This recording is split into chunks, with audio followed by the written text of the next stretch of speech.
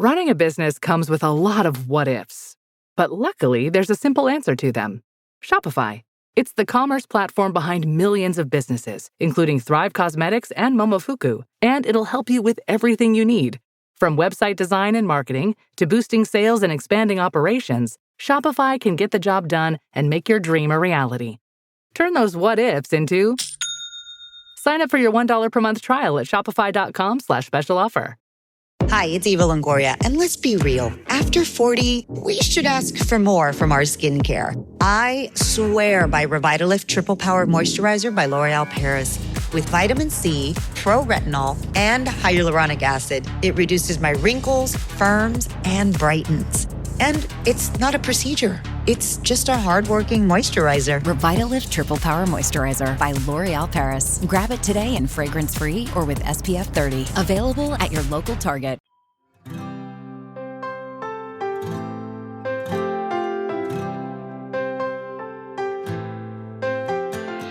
Welcome to the High Volume Hiring Podcast. I'm Stephen Rothberg, the founder of job search site College Recruiter. We believe that every student and recent grad deserves a great career. This podcast features news, tips, case studies, and interviews with the world's leading experts about the good, the bad, and the ugly when it comes to high volume hiring. Thanks for joining us. Hey, this is Stephen Rothberg, and today's guest, I am thrilled, is Lou Adler of the Performance-Based Hiring Learning Systems, author, speaker, general thought leader, all-round good guy who isn't ever afraid to share his wisdom. And we're going to get about 20 minutes of that today, I hope.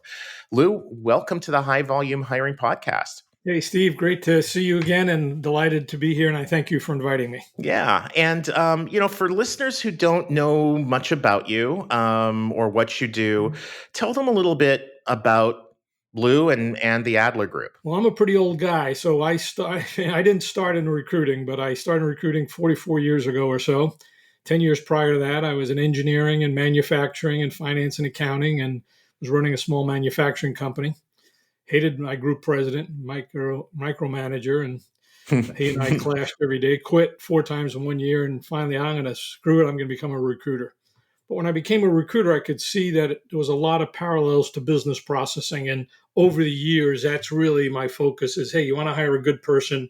Well, it's not just A or B or C, it's A, B, C, D, and you got to look at a lot of things to really make it happen. So that's the short story of how I got here, and I'm not sure if it's that's the story, and I'm going to stick to it.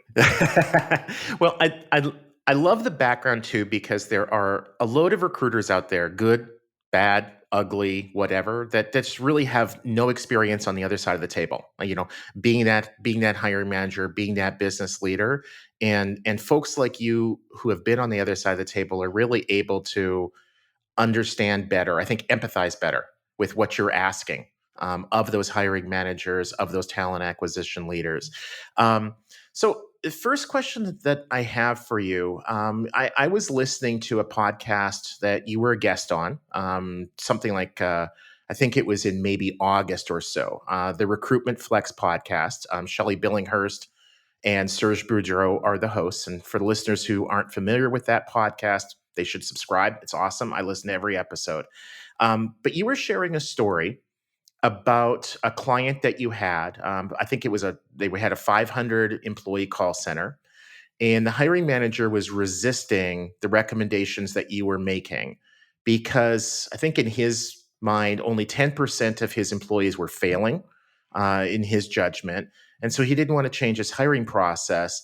But then he did after you were able to show him that instead of focusing on the 10% that were failing, you could help him hire new people who were much more like the top third who were succeeding. So focusing on bringing in the top talent instead of not bringing in the worst talent.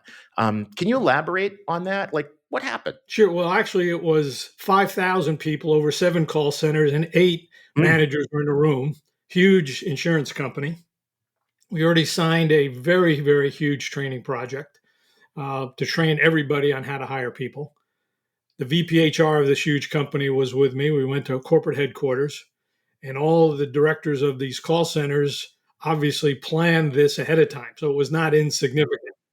And they, as a person, said, we don't want to do this. And this is after the contract was already signed. So, I mean, this was like the start of it. Now we're going to organize it. And they said, we don't need HR's involvement because we only make 10% mistakes.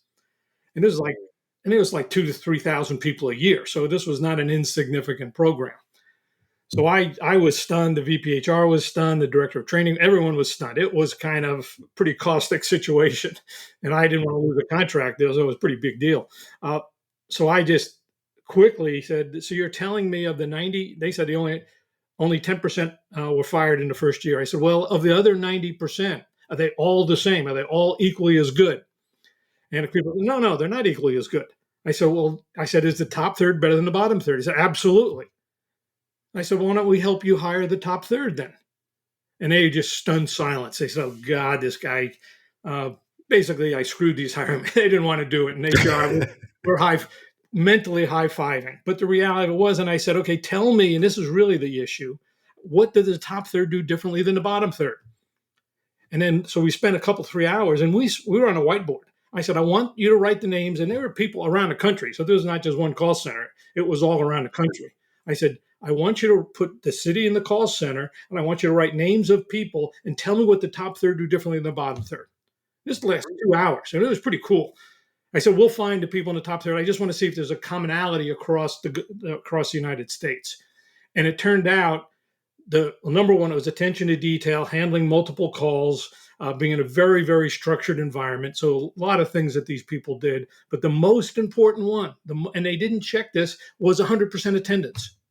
These people always showed up so it was 100% attendance. I said, well, how do you validate that?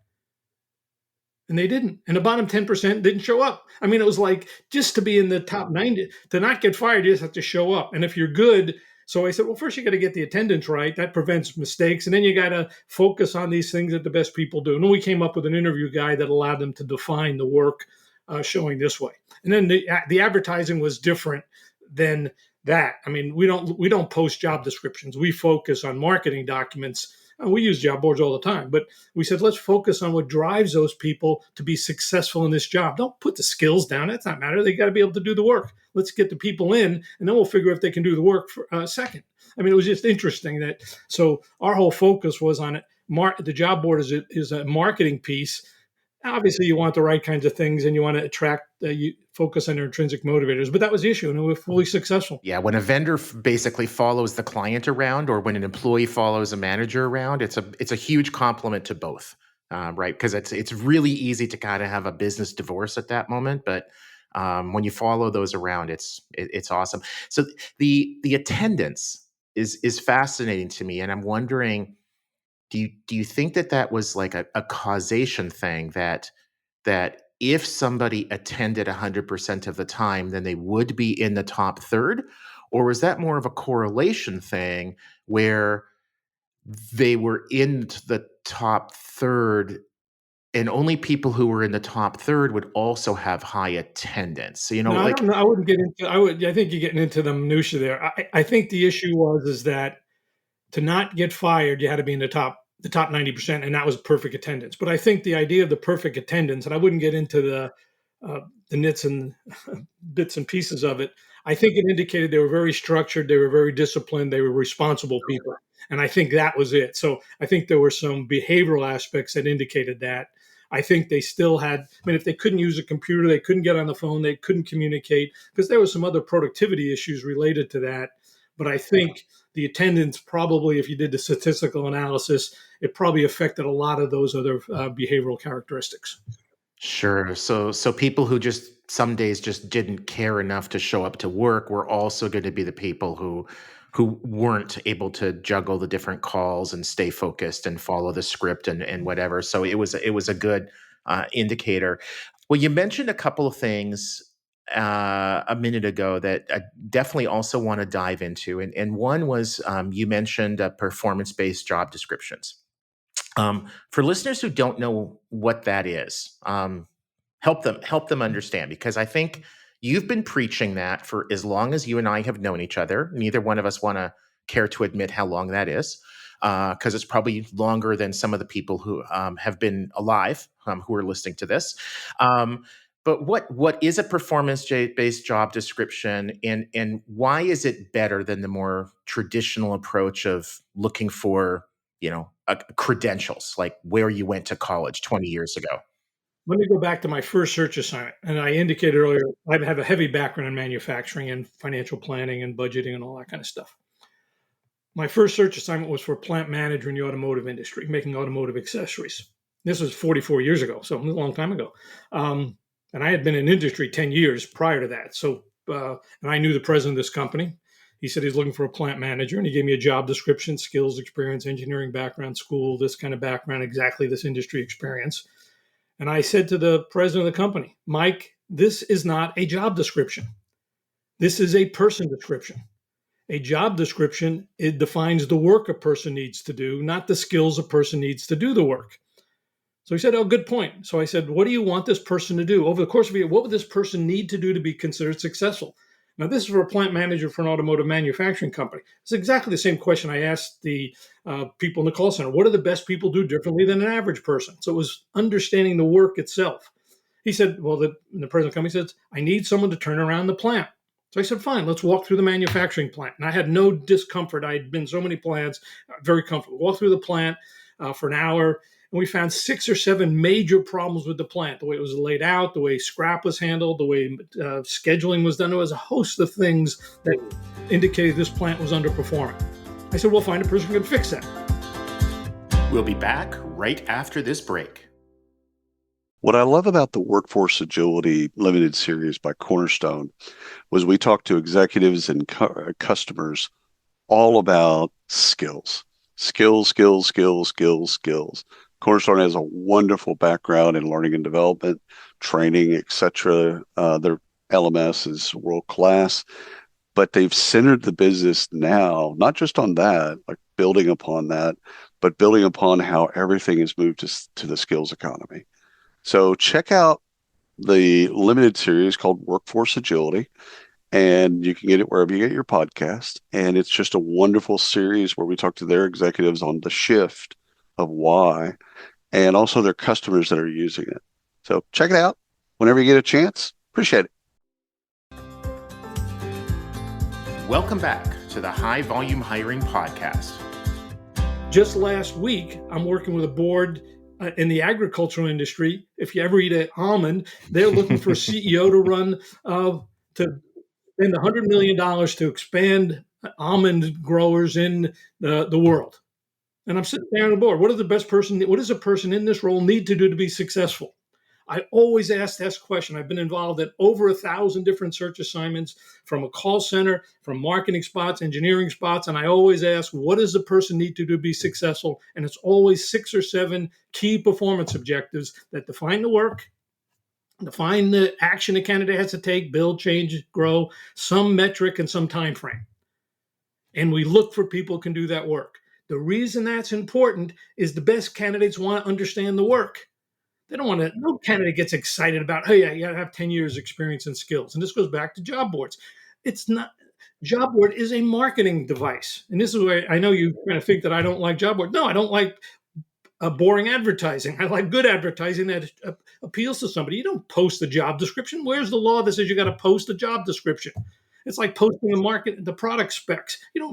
I just bought my wife and I a watch. It doesn't have any specs in there. It says this is what it does. All this kind of cool stuff. I mean, so the idea is now the heart of why you wanted to open a performance-based job description is it eliminates bias. If a candidate can do that work, he or she deserves a job. I don't care if they're old or young, black or white, green or yellow, physically challenged or not. I don't care what their sexual preference is. If they can do that work, they deserve the job. I had the number 1 law attorney in the country from Littler Medicine said, this is the way you reduce bias and open the talent pool to more diverse candidates. I have never used a job description listing skills since 1978. Yeah, and as an owner of a job board, I can completely vouch for that. When we get complaints from employers about their job posting ads not working, whatever that means, because inevitably the complaint is usually like, the quality of the candidates isn't good. How do you know the quality isn't good? Because only 12 people applied. Well, is that quality or is that quantity? And a lot of times employers get those confused. They think they need a certain number of applications in order to be able to reach a quality candidate. But when we dig into it and look at their posting, inevitably, I mean, at least 9 times out of 10, what we see is a posting that lists a job title that uses internal jargon, sales ninja, so, SE2 for software engineer second level, right? Something along those lines that candidates have no reason to know what that means. Um, and then there might be 2 or 3 or 4 sentences about the job itself. You're going to be coding the next version of our software to do blah, blah, blah, blah, blah. And then the rest of it is bullet points. And the bullet points will be bachelor's degree from this school, this school, this school, or, whatever, 3 to 5 years of experience. And when I look at that, if I'm a candidate, and Lou, put yourself in the shoes of a candidate here, does that excite you? If you're a good candidate, does that compel you to apply? I was with Bose Corporation. This is 10 or 12 years ago. And they were trying to hire marketing interns. They might even use your board for all I know. Sure. And I'm sitting there and I ask, and when we create these performance-based job descriptions, I always ask, what's the employee value proposition? Why would a top person want this job? Why would it? And I say, you got to put that in the headline, or it's got to be the first line that someone. It's marketing. So in the room, the VP marketing was there with his team, and it was the engineering people, account. So it was the whole company we were training. This was 10 or 15 years ago. I don't remember exactly. It's out of Boston. And I said, what's the dominant thing you're looking for in these marketing interns? And the VP marketing said, we need someone who's creative.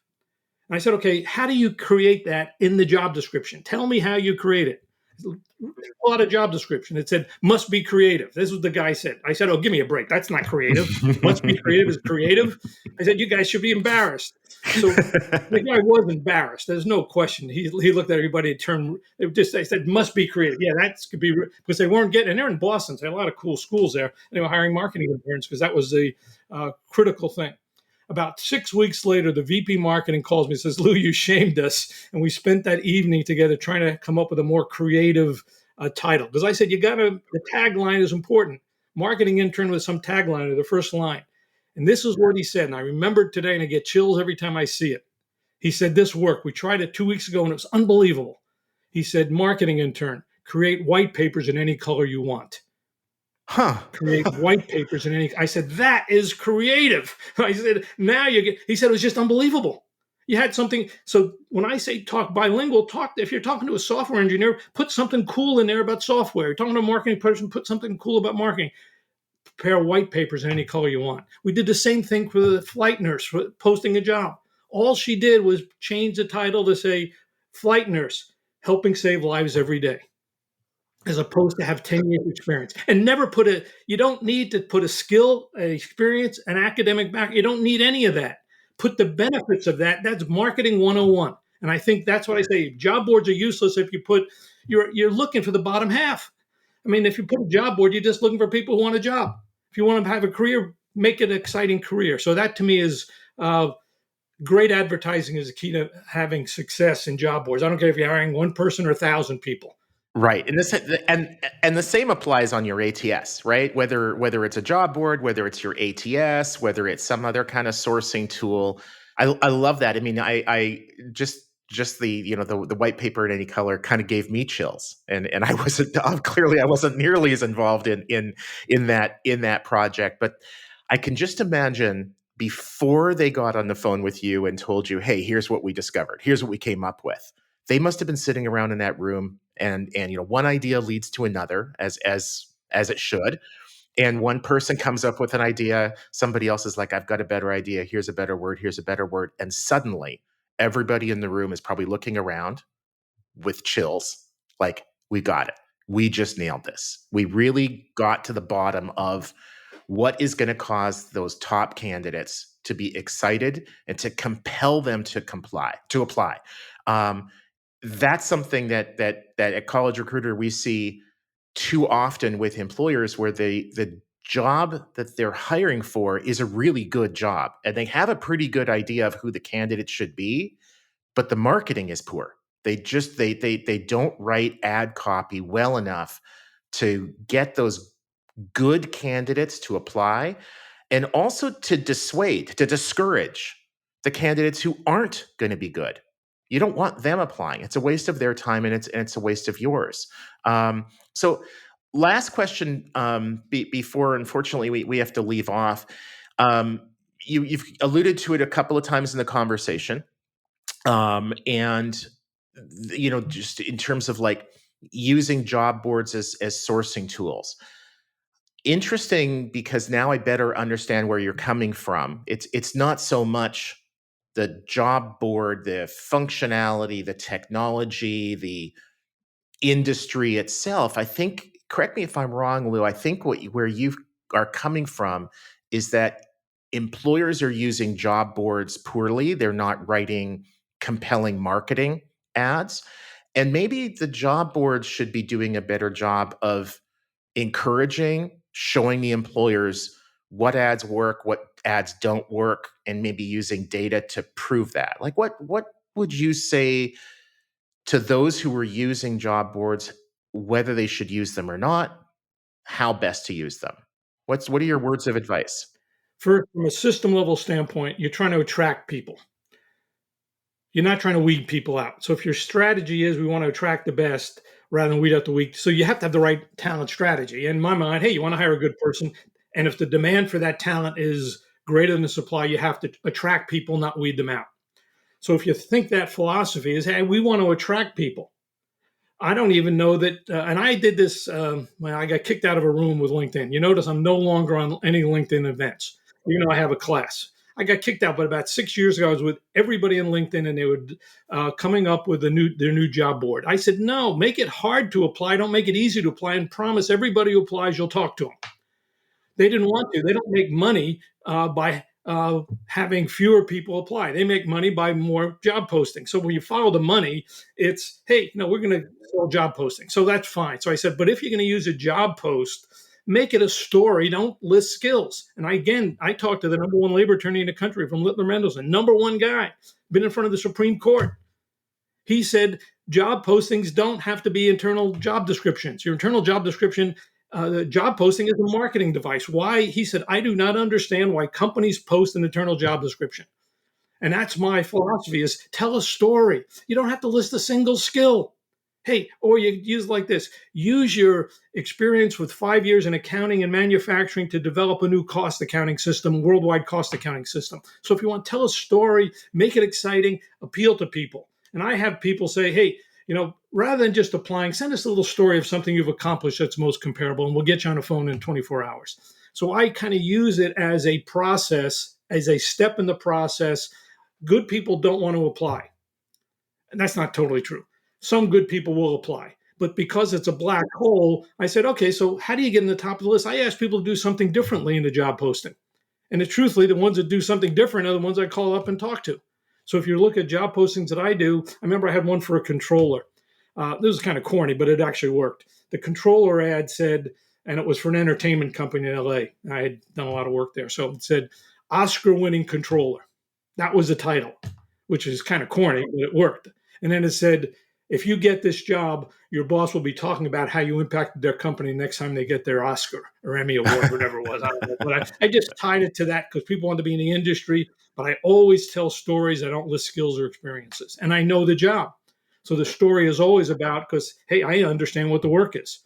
And if you don't understand what work is, you can't tell a good story and you can't drive the impact. So you got to know the job. You got to know your client. You got to know what appeals to people. And then you got to put all that messaging together. Sorry for that long-winded answer. No, that's awesome. And you mentioned earlier about employee value proposition, and I said that last question, but I'm going to renege on that. And hey, as the host, it's my license. So, really quick question for employers, because I think that for those who don't have much experience, or maybe those who just kind of have been doing things the same way for the last 30, 40 years and are looking to improve, which is why they're listening to a podcast like this and other things. Maybe they're going to sign up with you to help them, whatever. But I've had occasionally employers that don't really know what an employee value proposition is. They read that, they don't really know what it is, or they don't really know how to get it. And I talked to a client of ours, a large employer, a couple of weeks ago, when they said they were struggling with that how do we come up with it? Sometimes things that are staring you in the face are hard to see. And what they did is that they went and they surveyed all of their employees in this particular area who were performing well. And the question they asked was, when you get up in the morning, what causes you to get out of bed and come into work?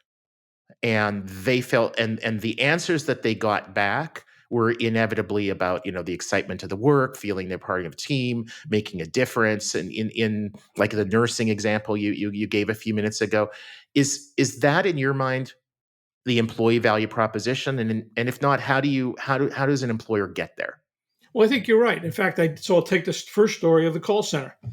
I said, why do good people want this job? It seemed like a pretty sucky job. I mean, you had to be there 100% of the time, very structured. It was a very structured environment. I mean, I would say it seemed militaristic to me. I said, why do good people like the job?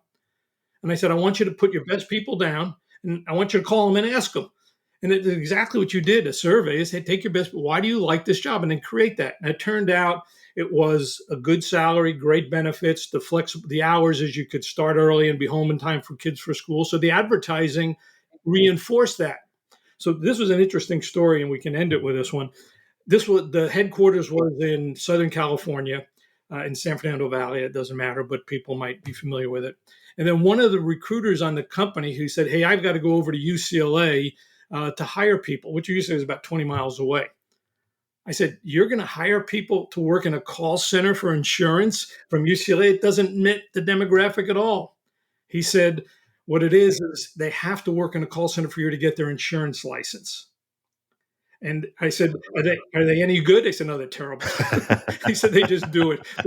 They don't get fired, but they do it for you. Then we get them in a sales position. So they had to get their insurance license to sell insurance, and that was their rookie year, so to speak. So we created advertising for that group. Hey, get into a six-figure salary in a year and a half. And the advertising we created for the people, hey, here's a chance to stay at home and see your kids every day. It was really... didn't list the skills at all. It just kind of said, hey, we created advertising based on the intrinsic motivators of the ideal candidate. And I think that's the issue. It doesn't have to be a repost of your job description. Think it as a marketing tool. And it's one of 3 marketing or 5 marketing tools. You got your employer brand, you got your career site, you got the job posting, you got the email that's sent out to people, and it's marketing. And I think that's where people miss the mark is that, hey, a job board is marketing. And if the only differentiator is your logo, you're going to underperform. Yep. Coca-Cola has made probably trillions of dollars over the years by focusing on the taste, the lifestyle, the feel, not by listing the ingredients on the back of the can. Exactly. I think that's a good summary.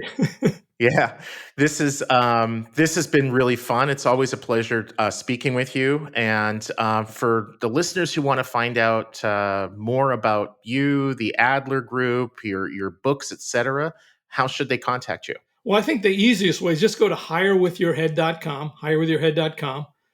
We have a book club. You can buy my book. You don't have to, but you can join every other month or so. And I feel like it. I have a book club meeting, and we review some of these topics in detail. How to define a job, how to interview a candidate, how to set the stage, how to write job postings, all of that stuff. So I would go there, hirewithyourhead.com, and you'll be able to find me. Awesome. Thanks so much, Lou. Thank you very much for inviting me, Steve. Thank you.